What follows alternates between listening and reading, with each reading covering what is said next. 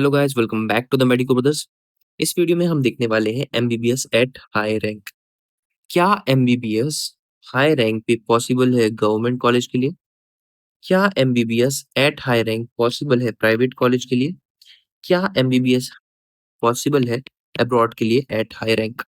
ये तीनों चीजें हम इस वीडियो में कवर करने वाले हैं और साथ ही साथ में हम देखने वाले हैं कि फी स्ट्रक्चर अप्रॉक्स कितना होगा आपका डिफरेंट इंस्टीट्यूट के लिए, फिर चाहे वो गवर्नमेंट हो, प्राइवेट हो या अब्रॉड हो।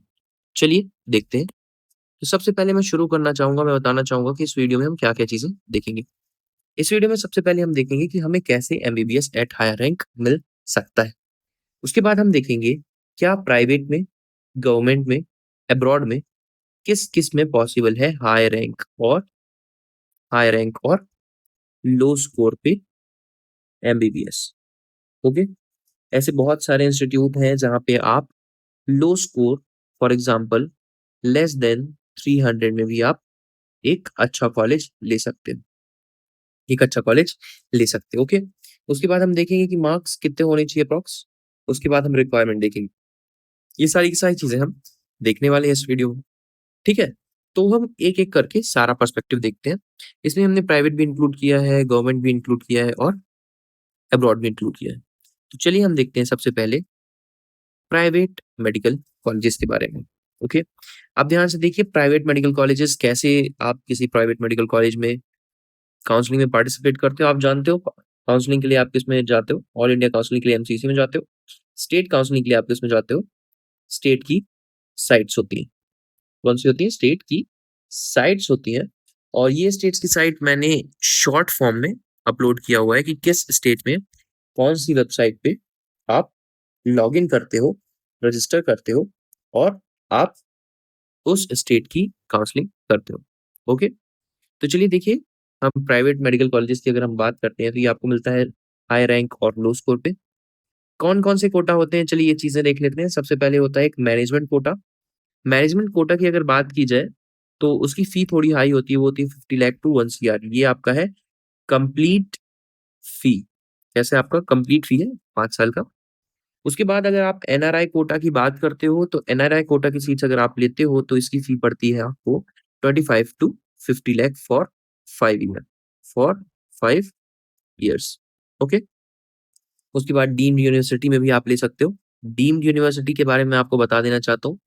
डीम्ड यूनिवर्सिटी ऐसी होती है जिनका खुद का सिलेबस होता है, जिनका खुद का करिकुलम होता है और उसके बेसिस पे वो पढ़ाई करवाते हैं।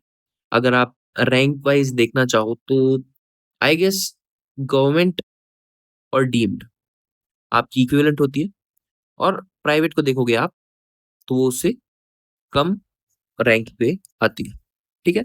आप गवर्नमेंट और प्राइवेट को क्या कर सकते हो, सॉरी डीम्ड और प्राइवेट को क्या गवर्नमेंट को कर सकते हो, बराबर अप्रॉक्स, ओके? अब अगर आप प्राइवेट मेडिकल कॉलेज में रजिस्ट्रेशन करना चाहते हो मतलब एडमिशन लेना चाहते हो तो रिक्वायर्ड रजिस्ट्रेशन क्या है ये चीज़ देख लो। एक होता है MCI medical council of India deemed university counselling और दूसरा होता है आपका स्टेट काउंसलिंग, ठीक है? तो ये दोनों काउंसलिंग करके आप क्या कर सकते हो, एक प्राइवेट मेडिकल कॉलेज में हाई रैंक पे और लो स्कोर पे आप मेडिकल कॉलेज में एडमिशन ले सकते हो, ठीक है? तो ये बात थी प्राइवेट मेडिकल कॉलेज की। इसी तरीके से अगर हम बात करें गवर्नमेंट मेडिकल कॉलेज की, तो क्या गवर्नमेंट मेडिकल कॉलेज में पॉसिबल है? हाँ, गवर्नमेंट मेडिकल कॉलेज में पॉसिबल है ये चीज़, ठीक है? तो अब हम देखते हैं कैसे? क्या देखते हैं? कैसे? तो सबसे पहला है आपका state domicile Kota for low cut off states. जैसे लो कट ऑफ स्टेट्स कौन-कौन सी होती है आपकी एमपी हो गई, यूपी हो गया। राजस्थान यहाँ पे थोड़ा-सा हाई कट ऑफ है, ठीक है? यूपी भी थोड़ा हाई कट ऑफ है। एमपी जैसे स्टेट्स हैं और भी स्टेट्स हैं। वहाँ पे आपको क्या होता है कि लो स्कोर पे आपको अच्छा मेड कॉलेज मिल जाता है, ठीक है? अगर आप कॉलेज देखोगे तो 5 से 6 लाख में आपका कंप्लीट फी होता है, ठीक है? जैसे मध्य प्रदेश में अभी जो फी लगती है वो आपकी लगती है 1,08,000 करीब 1,14,000 ओके, आप इतना मान सकते हो फॉर अ ईयर। यानी आप मान सकते हो से 6 साल में 5 साल में आपका 5 से 6 लाख खर्च होने वाले हैं। उसके बाद एक होता है special category quota. Special category quota जैसे आपने सुना होगा कैटेगरी वाइज़ आता है ST, SC, OBC, PWD. And sometimes EWS. आपको पता है ये जो कैटेगरीज होती हैं, इन कैटेगरीज का जो कट ऑफ होता है वो क्या होता है? लो होता है। कट ऑफ होता है लो। तो आप आसानी से लो मार्क्स पे क्या कर सकते हो? अच्छा मेडिकल कॉलेज प्राप्त कर सकते हो, आपको एक अच्छा मेडिकल कॉलेज मिलेगा। ठीक है? तो ये बात थी आपकी गवर्नमेंट कोटा के थ्रू, कैसे आप एक हाई रैंक पे मेडिकल कॉलेज मिलता है आपको। ओके?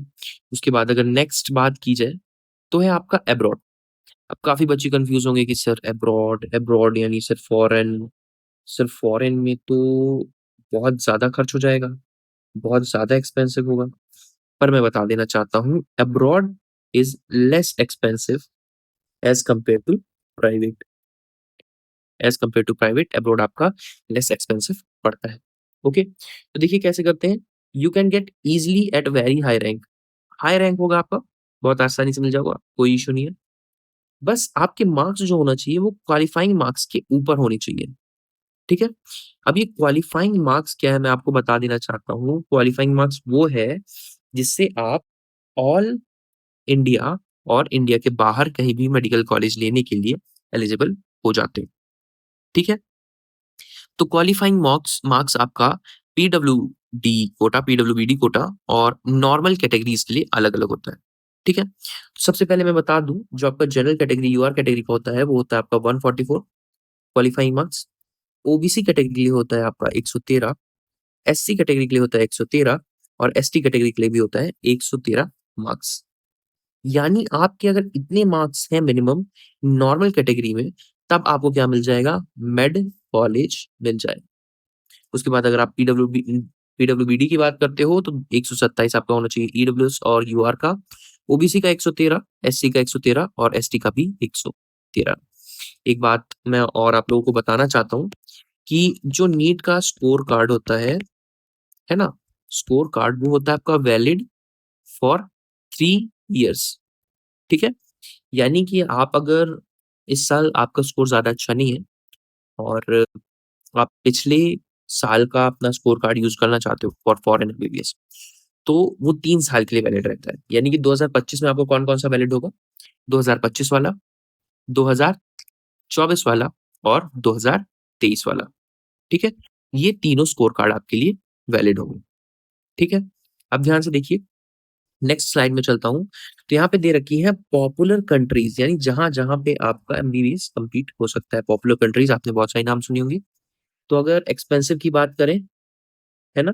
तो क्या होता है आपका private is more expensive than abroad, okay? ये चीज़ आपको याद रखनी है। तो अगर आप रशिया की बात करते हो तो रशिया में 18 टू 20 लाख फॉर 5 ईयर। ये किसकी बात की जा रही है? फॉर 5 इयर्स, ठीक है? यूक्रेन की बात करते हो तो 20 टू 30 लाख, कज़ाकिस्तान की बात करते हो आप तो 15 टू 20 लाख, उज़्बेकिस्तान या फिर किर्गिस्तान की बात करते हो तो 15 to 20 lakh, Philippines, Georgia, Armenia की बात करते हो तो 20 टू 30 लैक्स आपका कंप्लीट हो जाता है पूरा एमबीबीएस। उसके बाद अगर आप बांग्लादेश की बात करते हो तो 30 टू 40 लाख आपका कंप्लीट हो जाता है। मेरे कुछ नोन लोगों ने बांग्लादेश में एमबीबीएस चूज़ किया है, वो कर रहे हैं और उन्हें वहाँ पे कोई इश्यू फेस नहीं हुआ। ऐसे ही आप फॉरेन में भी हैं कुछ मेरे फ्रेंड्स, वो भी कर रहे हैं प्राइवेट में, उन्हें भी कोई इश्यू फेस नहीं हुआ। उन्हें वहाँ पे जाकर के ज़्यादा एक्सपोज़र मिला एज़ कम्पेयर टू यहाँ के जो मेरे फ्रेंड हैं प्राइवेट मेडिकल कॉलेजेस, उनसे जो मैंने पूछा, उनके कंपैरिज़न में उन्हें ज़्यादा एक्सपोज़र मिला है और उनकी जो स्टडीज़ है वहाँ पे बेटर है, ओके? तो ये थी आपकी पॉपुलर कंट्रीज़ जहाँ पे आप क्या कर सकते हो, एमबीबीएस कर सकते हो, ओके? उसके बाद अगर नेक्स्ट देखा जाए, तो बेनिफिट क्या है एमबीबीएस अब्रॉड का, ओके? तो सबसे पहला बेनिफिट देखा जाए तो ईज़ी एडमिशन होता है एमबीबीएस अब्रॉड में, low fee as compare to India, India के कंपैरिज़न में बहुत कम है फी। क्या है इंडिया के कंपैरिज़न में? बहुत कम है अब्रॉड की फी। उसके बाद एमसीआई और एनएमसी रिकॉग्नाइज्ड यूनिवर्सिटीज़ है फॉरेन में, तो उन्हें भारत मान्य किया हुआ है, यानी कि आप अगर बाहर से एमबीबीएस करके आते हो, तो वो डिग्री भारत में वैलिड होगी, ओके? उसके बाद अगर मीडियम ऑफ करिकुलम की बात करते हो, तो वो इंग्लिश होता है। तो इंग्लिश मीडियम ऑफ करिकुलम होने की वजह से यूनिवर्सल लैंग्वेज है और उसकी वजह से आपको आसानी पड़ती है अपना एमबीबीएस या फिर मेडिसिन पढ़ने में, ओके, इस वीडियो में इतना ही। ये कुछ तरीके हैं जिससे आप हाई रैंक और लो स्कोर पे मेडिकल कॉलेज प्राप्त कर सकते हो।